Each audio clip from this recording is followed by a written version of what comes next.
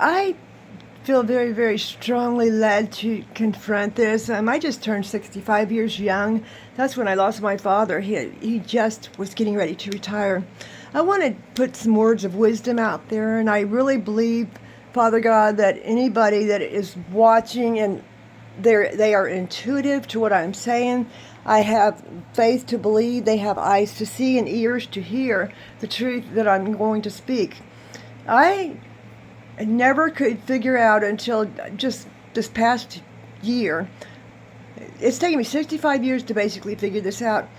My mom is in heaven, but she taught me to always love people unconditionally. She taught me to forgive. And I do all these things, but I'm telling you right now, there's people that are living in their household, or they're trying to be in a relationship. I don't know if it's a brother, sister, family member, spouse, friend, whoever it may be. And that word friend's thrown around real loosely too. There's very few real friends in life. They're rare. You might have two that stick with you till the end of your life. And I'm serious.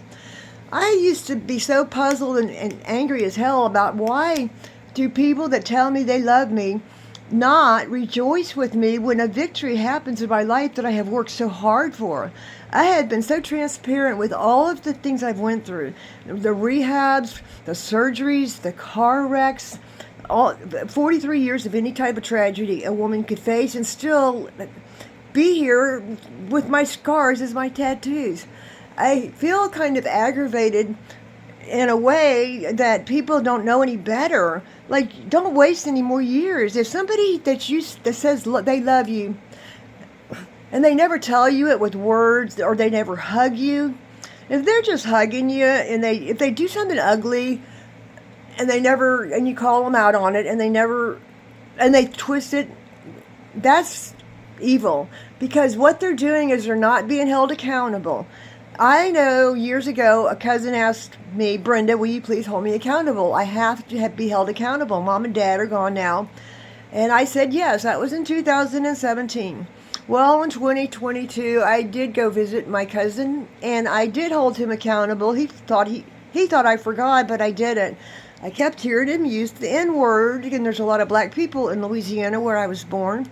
So he goes, the first thing he said was like, this black mayor ain't doing too bad for Louisiana. And I said, hater.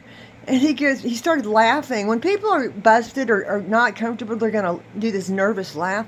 I go, you absolutely are hater. You wouldn't be using the nigger word, okay? That's hate. Look it up. Well, I caught him 3 times, and then he started trying to act like he was ghetto, like, hey, how's it going? I was in Walmart trying to get some help, and these black girls were going to help me, and then when they see my cousin acting so fake, they got up and got the hell away from him. Well, Brian left, and I went up to the girls, and I said, I apologize. It's obvious my cousin's prejudiced. You could tell that was totally fake. And we spoke. Then she said, they both said, can we help you find something? I said, thank you. I said, I knew you weren't going to help me when he was with me. And I told him to quit acting like he was black, because he's white, for God's sakes. You can't fool me, and you told me to hold you accountable. So I'm telling people right now, if there's somebody in your life and you tell them they're doing something that hurts you, and they never say anything, and they twist it and walk away, and they actually get angry, get away from them. Walk away. They are invisible. If they think that I am kind, 99% pure and holy, 1% unpredictable and dangerous. And if anybody in all, I don't care who it is, if they're stupid enough to mess with that 1%, then they're going to get what they get. And who knows what it'll be? Nobody ever knows. I don't even know what they're going to get. They're going to get what they're going to get. And I know when that happens, it scares the fire out of people. They fucking run from me. And I don't even use weapons or fight physically. I mean, I could and would if it came to it, but I don't need to. Because people that fight with their fists or words are ignorant.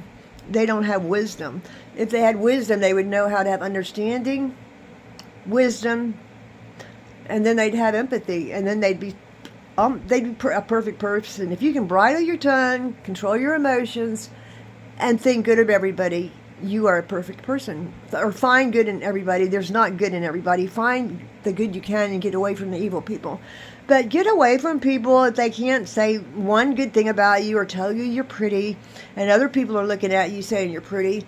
That can really do a roll on a person. They can feel ugly as hell, and it mentally, it does mental scarring. I have a mind of Christ, and I'm thankful, so thankful for recovery, and that God restored my soul.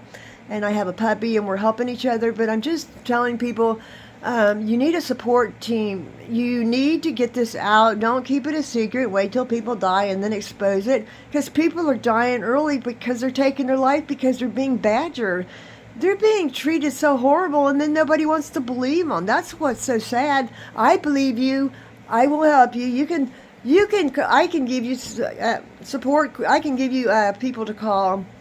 Because the police don't do a whole lot either, you know. Someone goes, you call the police in your life?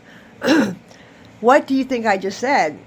They go, people have disagreements. People need to stay the hell out of my business. Whatever I do is my business. And, hell, I've called the police on myself, you know. I said, I need a vacation. Take me to jail. Okay, if you think I'm playing, I'm not. I'm telling you, there's people that don't have nowhere to go, and they're in bad situations, and they're with people that pretend to love them, but they don't. If someone loves you, they will be proud of you. They will cherish you. They will respect you. Most of all, they will respect you. They will treat you as they treat their boss. If they, you know, they sure as hell won't come home and treat you like shit. So don't live that way anymore. There is a way to get away from that situation. There is. And so I'm just trying to help people every day to let them know that you have to have somebody to talk to.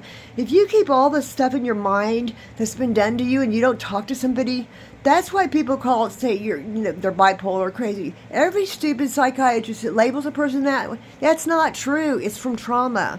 It's from thinking you have to work for acceptance and be downgraded and become small. And you know why people pick on other people? Because they're insecure, they hate themselves, so they can't love anybody. How can anybody love me if they hate themselves?